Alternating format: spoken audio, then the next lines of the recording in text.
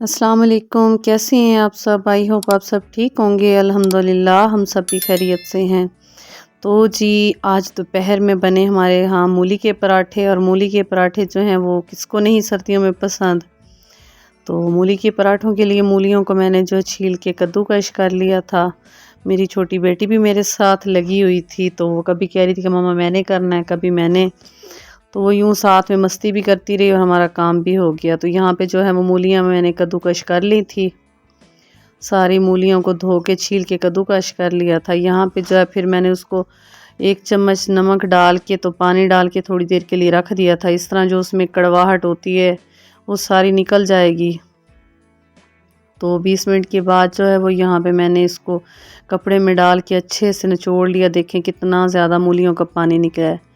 और जब मैं थक गई तो मैंने हस्बैंड को बोला कि आप अब निचोड़ के दें, तो मेरे तो हाथ दर्द कर रहे हैं, तो उन्होंने भी हेल्प कर दी। बहुत अच्छा लगता है एक दूसरे की हेल्प करना। इस तरह क्या होता है कि हेल्प भी हो जाती है और घर का माहौल भी अच्छा रहता है। और हमारे बच्चे भी हमारे से ही सीख रहे होते हैं कि बड़े एक दूसरे की हेल्प किस तरह कर रहे हैं। यहाँ पे मूलियों में जो है मैंने हरा धनिया शामिल कर दिया था, हरी मिर्ची अभी नहीं शामिल की। तो साथ में लाल मिर्च, ज़ीरा और कुटा हुआ धनिया और नमक शामिल करके मैं इनको अच्छे से मिक्स कर लूँगी।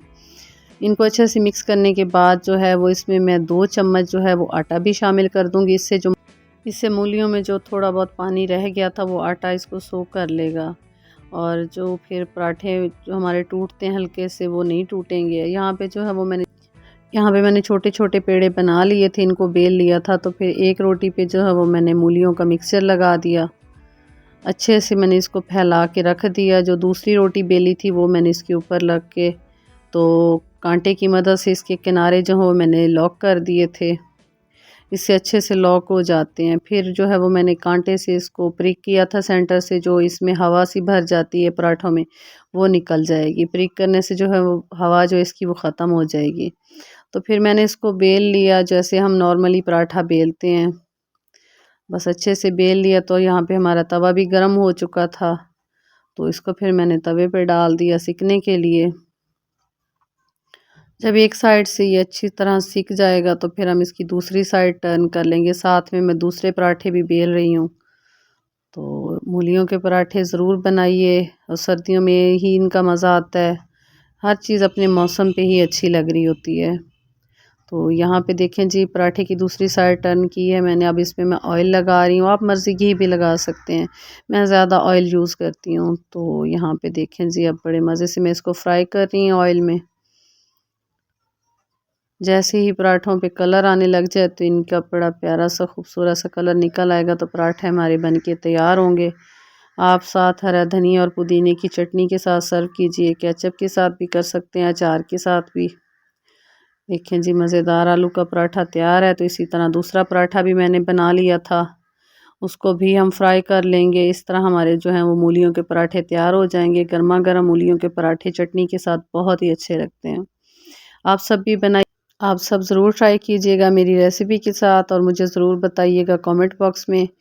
आप सबका जो फीडबैक होता है वो मुझे बहुत अच्छा लगता है।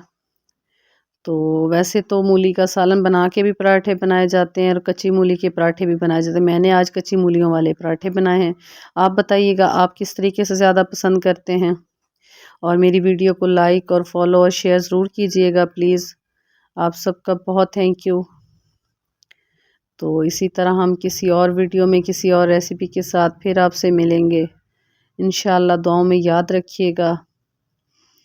तो यहाँ पे जो हमारे पराठे हैं वो बनके तैयार हो चुके थे। साथ में जो है वो मैंने दही और पुदीने का रायता और बना लिया था, तो उसके साथ जो है वो सर्व किया था।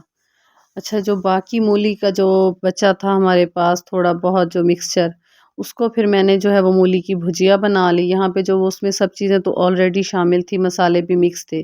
तो मैंने थोड़ा सा ऑयल डाला, उसमें ज़ीरा कड़कड़ाया, तो वो जो मिक्सचर बचा हुआ था मूली का वो मैंने इसमें शामिल करके 2 से 4 मिनट के लिए अच्छे से पका लिया। फिर उसमें जो है वो मैंने 2 अंडे शामिल कर दिए।